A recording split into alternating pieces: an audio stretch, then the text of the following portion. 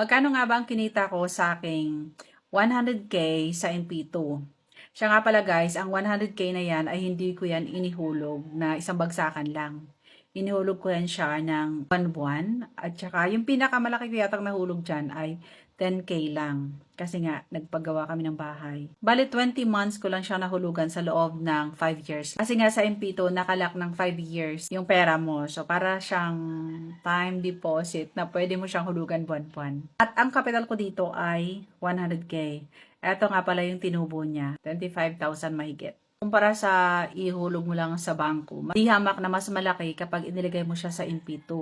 Hindi ko rin siya i-withdraw, ililipat ko lang siya. Mag-open ulit ako ng another MP2 account at doon ko lang din siya ililipat.